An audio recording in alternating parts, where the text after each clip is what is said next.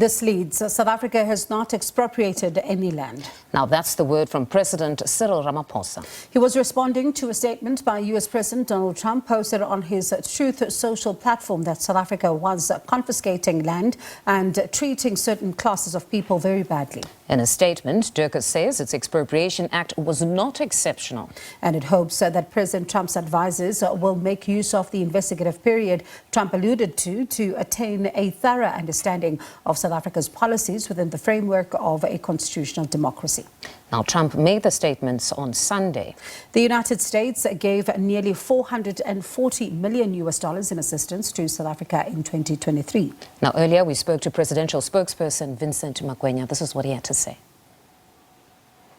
We will never, as South Africa, engage deliberately on a trade war with a trading partner or respond in a manner that will seek to undermine our bilateral trade relationship, excuse me, as well as our overall diplomatic relationship. I noted what Minister Mantashe said. That's not the official position of government. This issue has got nothing to do with trade. This is an issue over aid, but also informed by distortions and lies, quite frankly. And we've been quite quick in being resolute in terms of stating the facts, and the facts are there is no confiscation of anyone's land in South Africa. There is no officially sanctioned discrimination by the government of anyone in this country.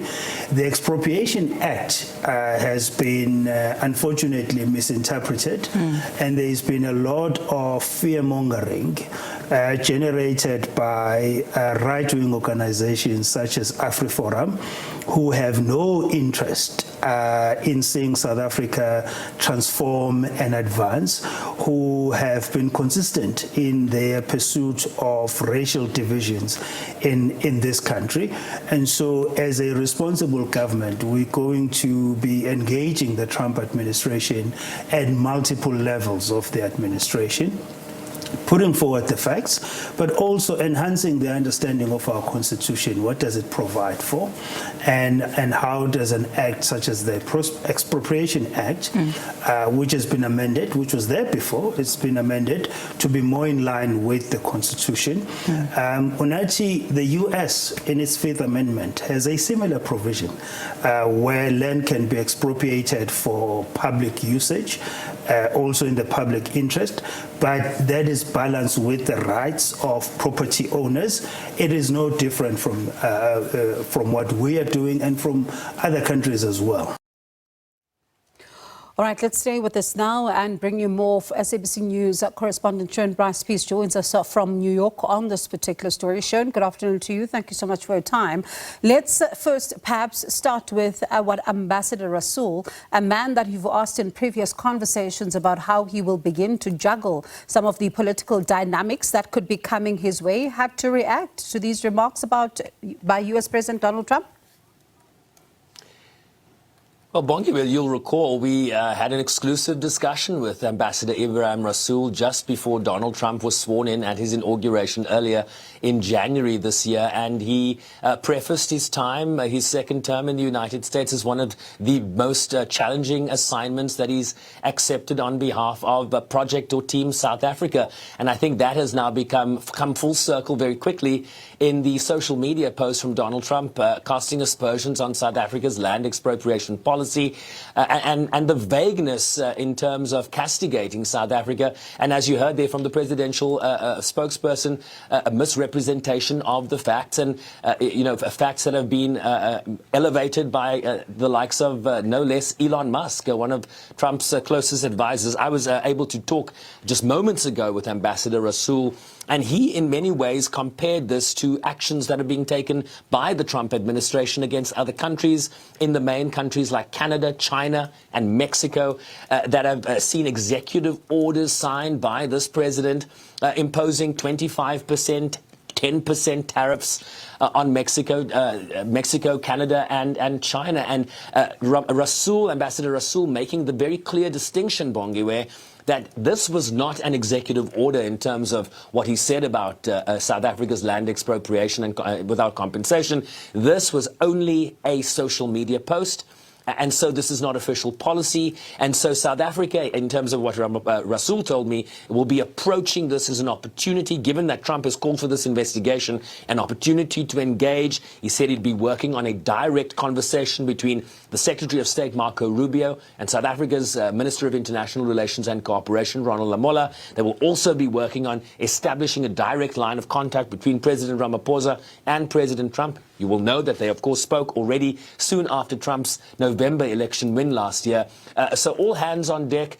This should come as no surprise. The posture from the Republican majority in the House of Representatives and the Senate has been to have South Africa in their crosshairs as it relates to broader foreign policy positions that many Republican lawmakers view as undermining U.S. interests, U.S. foreign policy and national security interests. So, this has been the game plan, and this is why Rasool is in Washington, because South Africa knew that there'd be some incoming fire from the Trump administration, and that has now come full circle and is now true, given what we just saw develop over the weekend.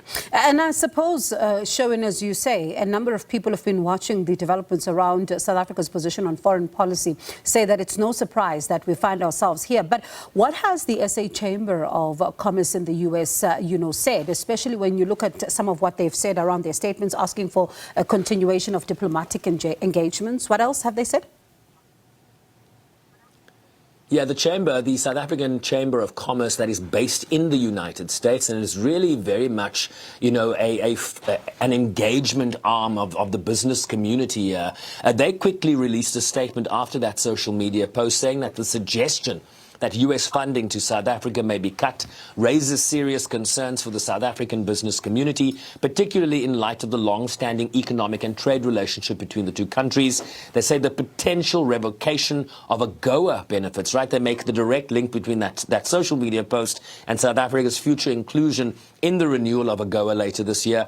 That would significantly impact South African businesses, leading to job losses and economic instability. Any deterioration in relations, particularly involving economic assistance and trade agreements, could have widespread implications for South African and American businesses. I also, Bongiwe, spoke to Professor Sean Jacobs. He's the director of the International Affairs Program at the New School University here in New York, of course, the South African.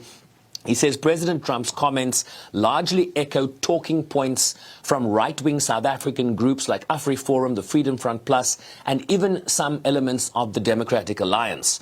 These claims have been amplified in the U.S. by influential figures close to Trump, including South African-born Americans like Elon Musk. However, these assertions are not rooted in fact, and Trump has repeated them before. So, South African analysts, the ambassador, government officials, very much focusing on explaining the facts here, because the Trump social media post was a little slim on the facts in terms of the land expropriation bill signed by President Ramaphosa earlier this month, or certainly in January. Certainly interesting times ahead, Sherwin. I mean, you think about the fact that these are two countries, right, South Africa and the US, that are going to be handing over to each other the presidency of the G20 come end of the year.